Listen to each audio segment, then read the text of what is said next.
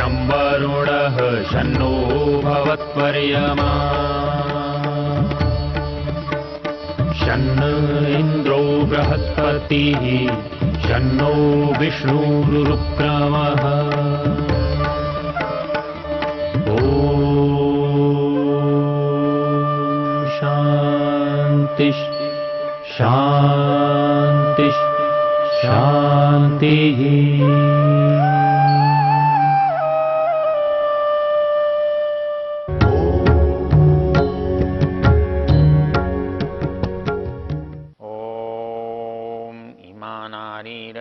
सुपत्नीराञ्जनेन सर्पिषा संविशन्तु अनश्रवो अनमीवा सुरत्ना आरोहन्तु जनयो योनिमग्रे। ओम शांति शांति शांति। हम इस वेद ज्ञान की चर्चा में ऋग्वेद के 10वें मंडल के 18वें सूक्त के 7वें मंत्र की चर्चा कर रहे हैं और इस चर्चा में महिलाओं के लिए उस परिस्थिति में उनको कैसा है होना है, क्योंकि ये परिस्थिति मृत्यु वाली है। इसका देवता क्योंकि पितृमेध है, तो मूल बात तो समझने की है।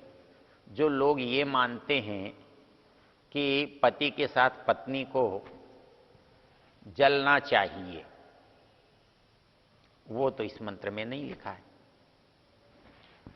इसका अनर्थ करने के लिए कुछ लोग ऐसा प्रयोग करते हैं। विद्वान तो ऐसा नहीं करेंगे, लेकिन जो दुर्बुद्धि लोग हैं वो इस मंत्र का एक शब्द है आरोहंतु जनयो योनिमग्ने, वह अग्रे शब्द है मूल को, उसको अग्नि कहकर पढ़ते हैं कि इसमें ये लिखा है कि जो महिला है उसको अग्नि में पति के साथ जाना चाहिए। पहली बात ये है कि वो पति के साथ न तो पैदा हुई, न पति के साथ रहकर उसको कोई समानता के कारण बड़ी हुई, वो तो बड़े होकर पति से मिली। तो उसके साथ मरने की बात कैसे आई? क्यों मरे? जब वो साथ पैदा ही नहीं हुए तो साथ मरने की बात क्यों? साथ मरने का कोई उद्देश्य होना चाहिए, कोई प्रयोजन होना चाहिए। यदि साथ ही मरते तो महिला जिंदा क्यों रहती? दोनों मर ही चुके होते, क्योंकि उसको तो मारा नहीं गया था और आप इसे मार रहे हो। आप मार करके मरे के साथ में लाना चाहते हो। ये तो ऐसा ही हुआ कि एक तो हार गया था, आपने जीतने वाले के पैर बांध दिए कि तू भी ऐसे ही हार जा। ये अन्याय है, ये अनुचित है और ये वेद विरुद्ध है। वेद ये कहता है कि हमारा कोई साथ था और नहीं रहा, कोई बात नहीं, आप दूसरा साथी ले सकते हैं। साथियों के रूप में आप विकल्प रख सकते हैं। हमारे यहाँ बहुत सारे विकल्प हैं। एक विधवा का विवाह भी हो सकता है, विवाह के संतान गोद भी दी जा सकती है। ऋषि दयानंद नियोग की प्रथा का भी विधान करते हैं। जो लोग ये मानते हैं कि अनुचित है, अनुचित का झगड़ा केवल समाज में तब होता है जब समाज उसे न माने। जो बात समाज में मान्य होती है वो उचित कहलाती है, जो समाज में मान्य या स्वीकार नहीं है वो अनुचित कहलाती है। बस इतना ही तो अंतर है। ये सारे विकल्प हैं, वो ये विकल्प दिए गए हैं। जो लोग ये समझते हैं कि ये श्रेष्ठता है कि पति के साथ पत्नी भी जले, ये नितांत अनुचित है। क्योंकि जीवन देना और जीवन लेने का काम मनुष्य का नहीं है, ये परमेश्वर की व्यवस्था का काम है। जो मरने वाला पति के रूप में मरा है वो पत्नी ने मारा नहीं, किसी दूसरे ने मारा नहीं, वो प्रकृति के नियमों से, प्रकृति के स्वभाव से मर गया। तो जो प्रकृति ने जिसे नहीं मारा आप उसको क्यों मारेंगे? आप उसके साथ वो जबरदस्ती क्यों करेंगे? वास्तव में इसके पीछे जो दुरभिसंधि है वो मूल रूप से स्वार्थ की है। आप मध्यकाल में देखेंगे कि महिलाओं को जबरदस्ती आप सती कर देते हैं और उनको अलंकृत करके सजा धजा के जबरदस्ती ले जाना, चिता पर बांध देना, बांसों से दबा देना, और वो चिल्लाए तो ढोल नगाड़े बजा करके उसकी आवाज को रोक देना। ये जो सारी बातें हैं ये मनुष्य के द्वारा रचा गया षड्यंत्र है। न तो ये धर्म है, न कोई धार्मिकता का इसमें कोई लेश मात्र भी नहीं है। वेद तो कहता है कि वो विधवा रहेगी ही नहीं। तो आरोहंतु जनयो योनिमग्रे, वहां तो घर में ले जाने की बात कर रहे हैं, हमारे मित्र उसको श्मशान में ले जाने की बात कर रहे हैं। आरोहंतु जनयो योनिम अग्नि, कि यहां लिखा है कि उसको अग्नि में चढ़ा दो, अग्नि में ले जाओ। अग्नि में क्यों ले जाओ? अग्नि में कोई अपने आप जाना चाहता है? अग्नि में कोई भी अपने आप नहीं जाना चाहता, तो जीवित महिला क्यों जाएगी? तो इसलिए ये जो मूल शब्द है कि जो दुख है आप किसी के साथ रहे हैं, आप उसके साथ सुख का, अच्छेपन का अनुभव किया है, तो आपकी स्मृतियां स्वाभाविक रूप से उससे तंत्रस्त रहेंगी, उसको याद करेंगी, उसके अभाव का अनुभव करेंगी, तो आपको दुख होगा। लेकिन वेद कहता है कि उस दुख में हमको डूबना नहीं है। वो दुख कोई हमारा अनिवार्य साथी नहीं है। हमारी स्मृतियां अच्छी हैं, ठीक है, लेकिन दुख के कारणों को हमें दूर करना है। हम अपने चाहे एकाकीपन के दूर करें, चाहे हमारे कर्तव्य में अधूरेपन को दूर करें, या उसके लिए अतिरिक्त कोई काम करना है उसको करें, वेद पूरी स्वतंत्रता इसमें देता है, पूरी स्वतंत्रता देता है। वास्तव में ये जो विवाद जिन लोगों ने प्रारंभ किया होगा, वो स्वार्थवश किया है। और वो स्वार्थवश क्यों किया है कि पति के बाद जो संपत्ति है उस पर अधिकार कैसे किया जाए, उसको कैसे हड़प लिया जाए। तो इसके लिए लोगों ने एक उपाय निकाला कि वैसी स्त्री को विधवा कह करके घर से बाहर निकाल दो या घर के कोने में पटक दो। आप उसके साथ अन्याय एक तरह से नहीं, बहुत तरह से करते हो।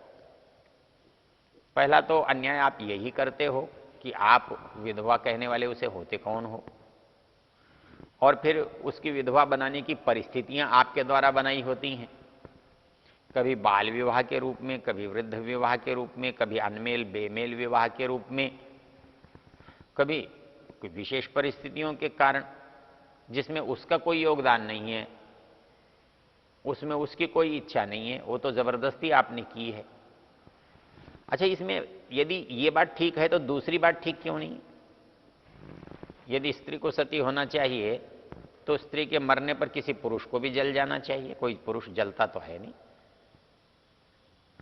यदि स्त्री मर जाती है तो पुरुष विवाह कर लेता है, उसको तो आप बुरा नहीं मानते, और यदि स्त्री विवाह कर लेती है तो उसमें आपको आपत्ति होने लगती है।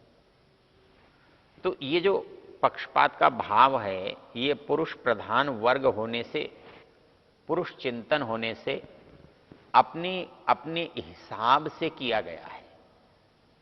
मूल रूप से भौतिक संपत्ति के अपहरण की व्यवस्था है, और इसके लिए आप उनको कितने भी दुख दे सकते हैं, कितने भी कष्ट दे सकते हैं, और ऐसे कष्ट आप हजारों वर्षों से देते आए। आप धर्म के नाम पर उसको विधवा भी बनाते हैं, लेकिन उसे कभी आप देवदासी के रूप में मंदिरों को चढ़ा देते हैं। हजारों लाखों स्त्रियों को आपने इसी तरह से किया है।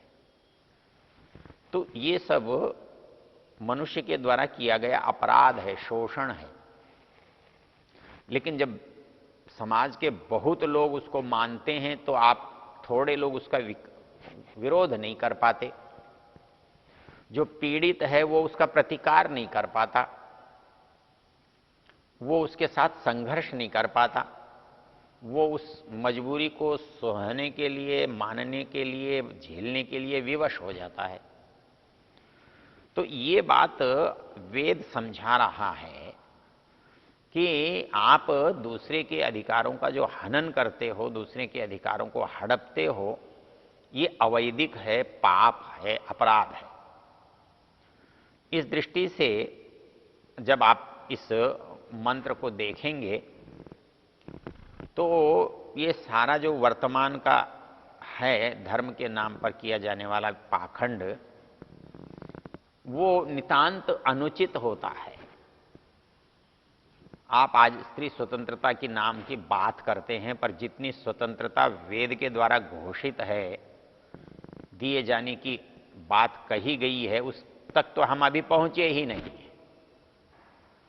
आज भी हमारे यहाँ बहुत सुपठित लोग भी अपने बालकों को तो अच्छी शिक्षा दिलाते हैं, लेकिन अपनी बालिकाओं के लिए उतने प्रयत्नशील नहीं रहते। उनको यह लगता है कि इसको हमारे घर में तो रहना नहीं है, हमें क्या फायदा है, पढ़ाने से तो दूसरे के ही काम आएगी, कुछ करेगी तो पैसे दूसरे को देगी, हमको क्या देगी। लेकिन संबंध तो आपका ही रहेगा, आपके घर में भी तो कोई आएगी, क्या उसके साथ भी कोई ऐसा ही व्यवहार करेगा क्या? विवाह का एक विचित्र नियम है कि आप के घर की लड़की दूसरे के घर में जाती है और दूसरे की लड़की आपके घर में आती है। यदि आप अपनी लड़की को दूसरे का समझकर अन्याय करेंगे तो अगला भी तो ऐसा ही करेगा। फिर दोनों तरफ से मूर्खता ही तो आपके जिम्मे आई, आपके पल्ले आई। आपने की तो उसके पास आई, उसने की तो आपके पास आई। ये जो हमारे अंदर प्रवृत्ति है, इस प्रवृत्ति में जो सामाजिकता का एक तो लोभ ये था कि हम उसकी संपत्ति को हड़प लें, और वर्तमान काल में जो परिस्थिति हम देख रहे हैं उसमें मुख्य कारण हमारे साथ, हमने उनको पहले तो स्वयं सबल समर्थ बनने के लिए रोक दिया, और जब वो अपनी असमर्थता से, अपनी अज्ञानता से, अपने अधूरेपन से पीड़ित हैं, तो उसका दंड भी आप उन्हीं को देना चाहते हैं जिसके अपराधी आप हैं। वेद कहता है नहीं, ये गलत है, ये अनुचित है। जो अपराध जिसने नहीं किया उसका दंड उसे क्यों मिलना चाहिए? उसका दंड उसे नहीं मिलना चाहिए, इसलिए उसको उसके अधिकार देने चाहिए, उसके अवसर देने चाहिए। आप परिवार के सदस्यों के साथ न्याय करने वाले बनने चाहिए, पक्षपात करने वाले नहीं, शोषण करने वाले नहीं, दबाने वाले नहीं। ये बात वेद कहता है। इसलिए वेद ने कहा है, एक मंत्र आता है जिसकी चर्चा मैंने एक बार पीछे की थी, शची पौलोमी सूक्त में। वहां एक महिला अपने परिवार का जब व्याख्यान कर रही है तो कहती है, मम पुत्रा शत्रुहणो अथो में दुहिता विराट उताहमस्मि संजया पत्यौ में श्लोक उत्तम। अर्थात एक व्यक्ति की परिवार में क्या भूमिका है और परिवार के सदस्यों के साथ उसका संबंध क्या है, उनका आपस का समन्वय कैसा है, वो किस पद प्रतिष्ठा और विचार के धरातल पर हैं, उसका बहुत सुंदर चित्रण इन पंक्तियों में है। एक महिला कह रही है, मम पुत्रा शत्रुहणा, मेरी जो संतान है, मेरे जो बालक हैं, मेरे जो बेटे हैं, वो बलवान हैं, समर्थ हैं, योग्य हैं। वो किसी शत्रु से परास्त होने वाले नहीं हैं। उनके मार्ग में जो बाधक बनेंगे, उनके लिए रोड़ा बनेंगे, उनको वो समाप्त कर सकते हैं। मम पुत्रा शत्रुहणा, जो शत्रुओं को विनाश कर देते हैं। तो मेरे बालक अच्छे हैं तो मेरी बालिका कैसी है? दुहिता विराट, मेरी दुहिता है, लड़की है, कन्या है, पुत्री है, वो विराट तेजस्विनी है, विशेष रूप से तेजस्विनी है। उसका अपने परिवेश में स्थान है, वर्चस्व है। मम पुत्रा शत्रुघ्नो अथो में दुहिता विराट, उताहमस्मि संजया। और मैंने भी कभी पराजय नहीं देखी है। मेरी भावना भी जयशील है, विजय की है, आशा की है, उत्कर्ष की है। मम पुत्रा शत्रुघ्नो अथो में दुहिता विराट, उताहमस्मि संजया पत्यौ में श्लोक उत्तम। और ऐसा नहीं है कि मेरे परिवार के जो सदस्य हैं उनका मेरे प्रति बहुत सद्भाव है, उनकी मेरे साथ अनुकूलता है। मैंने अपने बच्चों का निर्माण करने में स्त्री और पुरुष, लड़के और लड़की में भेद नहीं किया है। मैंने अपने पुत्रों को तो योग्य बनाया है, मैंने अपने पुत्रियों को भी उतना ही योग्य बनाया है। मैंने उनके बौद्धिक क्षमताओं का विकास किया है, उनकी शारीरिक योग्यताओं को बनाया है। तो वैसे ही महिलाओं को भी मैंने विकसित होने का संपूर्ण अवसर दिया है। इसीलिए शब्द में कहा मम पुत्रा शत्रुघ्नो अथो में दुहिता विराट, उताहमस्मि संजया पत्यौ में श्लोक उत्तम। कहता है कि परिवार के जो सारे सदस्य हैं उनमें सब एक दूसरे के विकास में सहायक हैं, एक दूसरे के विकास के प्रशंसक हैं, सहयोगी हैं। जैसे मैंने अपने बच्चों को, पुत्रों को, पुत्रियों को आगे बढ़ाया है, मैंने स्वयं भी वो सामर्थ्य को प्राप्त किया है। और मेरे इन कार्यों का मेरा पति प्रशंसक है। मैंने विरोध पैदा करके कोई काम नहीं किया है। मैंने अपने अंदर अलगाव, दूरी, कुछ भेद पैदा करके नहीं किया है। मैं अपनी सबकी सहमति से काम करने वाली हूं, सबकी अनुकूलता के लिए काम करने वाली हूं, सबके लाभ, भले, उन्नति की बात सोचने वाली हूं। पत्यौ में श्लोक उत्तम, मेरा पति मेरे गुणगान करता है, मेरी कीर्ति गाता है, मेरे गुणों की प्रशंसा करता है। तो हमारे यहां वैदिक दृष्टि से जो महिला का स्थान है वो बहुत ऊंचा है, बड़ा है। और उसके द्वारा इस परिवेश को कितना सुंदर रूप दिया जा सकता है, वो बात इस मंत्र के अंदर दिखाई देती है। तो वर्तमान का जो अन्याय है, इस अन्याय को दूर जो कर रहे हैं, करने का काम कर रहे हैं, उनमें एक उपाय, ठीक उपाय तो ये है कि हम सबकी समझ से उसको विकसित करें। लेकिन जो गलत उपाय है वो संघर्ष का उपाय है, अपनों के साथ संघर्ष का उपाय, अपने परिवार के साथ विरोध का, लड़ाई का जो उपाय है, वो उपाय हमारे लाभ का नहीं है, वो हमारे नुकसान का है। तो इसलिए वेद पूरे परिवार को समन्वय के साथ, सामंजस्य के साथ उन्नति की ओर ले जाने की बात करता है, विरोध के साथ विघटन की बात नहीं करता।